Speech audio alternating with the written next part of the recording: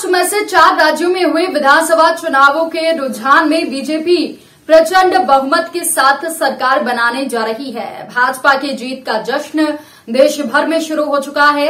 इधर जमशेदपुर में भाजपाइयों ने जमकर अबीर गुलाल उड़ाए और जीत का जश्न मनाया। भाजपा के राष्ट्रीय उपाध्यक्ष सह झारखंड के पूर्व मुख्यमंत्री रघुवर दास के आवास पर भाजपाइयों ने जीत का जश्न मनाया है। इस दौरान पूर्व मुख्यमंत्री रघुवर दास ने जमकर अबीर गुलाल उड़ाए हैं। कार्यकर्ताओं को ऐतिहासिक जीत की बधाई दी। मीडिया से बात करते हुए पूर्व मुख्यमंत्री रघुवर दास ने बताया कि 4 राज्यों के चुनावी रुझान ने ये साफ कर दिया है कि देश की जनता ने नकारात्मक सोच वाली राजनीति को नकार दिया है। लोगों ने जात पात और सांप्रदायवाद से ऊपर उठकर विकास के नाम पर मतदान किया है। उन्होंने बताया कि इस परिणाम का असर न केवल यूपी में बल्कि देश के अन्य राज्यों में भी होने वाले विधानसभा और 2024 के लोकसभा चुनाव में भी पड़ेगा।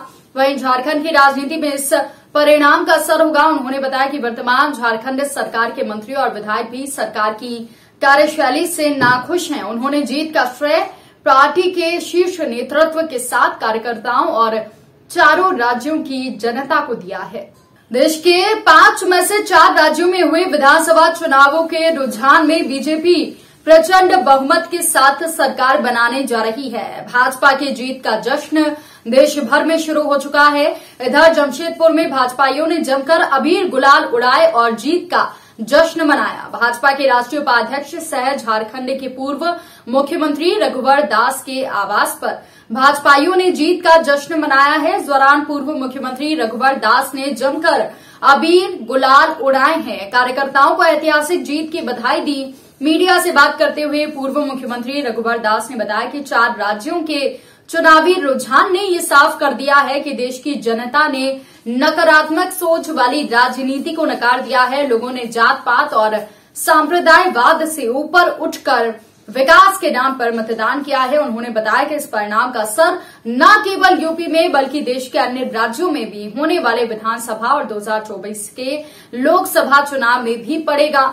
वहीं झारखंड की राजनीति में इस परिणाम का असर होगा। उन्होंने बताया कि वर्तमान झारखंड सरकार के मंत्री और विधायक भी सरकार की कार्यशैली से नाखुश हैं। उन्होंने जीत का श्रेय पार्टी के शीर्ष नेतृत्व के साथ कार्यकर्ताओं और 4 राज्यों की जनता को दिया है।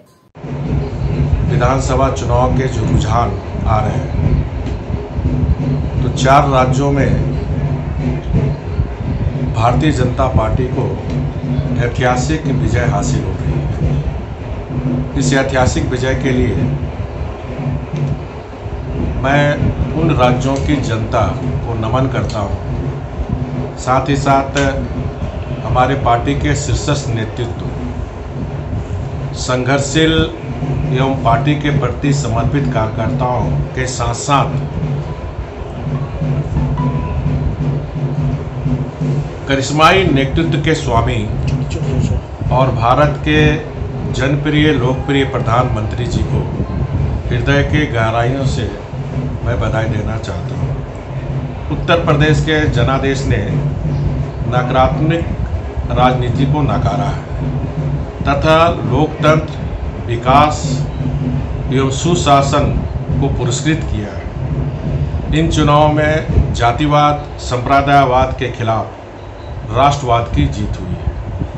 4 राज्यों के विधानसभा चुनाव में भाजपा को मिली बड़ी सफलता देश को आंदोलित कर दिया है और यह सोचने को मजबूर किया है कि भारतीय जनता पार्टी सिर्फ राजनीति नहीं करती है, भारतीय जनता पार्टी जन सेवा की राजनीति करती है। और इस जीत ने देश भर के हमारे लाखों कार्यकर्ताओं को एक नई ऊर्जा प्रदान की है।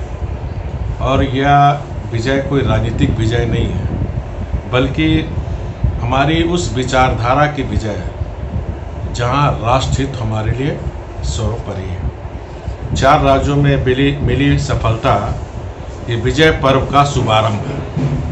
इस विजय पर्व के बाद हमारी विजय यात्रा आने वाले विधानसभा चुनाव चाहे 2022 में हो, चाहे 2023 में हो या फिर संसदीय चुनाव 2024 में माननीय प्रधानमंत्री जी के नेतृत्व में भारतीय जनता पार्टी का फिर से अन्य राज्यों में और देश में सेहरा बनेगा। हालांकि रूप से मैंने कहा भारत की राजनीति में भी प्रभाव पड़ेगा। तो झारखंड भारत से अलग नहीं है, और जिस तरह हम झारखंड में आए दिन समाचार पत्र और मीडिया के माध्यम से, क्योंकि सत्तारूढ़ दल के विधायकगण भी जो वर्तमान में सत्ता चल रही है उससे नाखुश है, तो निश्चित रूप से इसकी राजनीतिक प्रभाव झारखंड में भी बढ़ेगी। यूपी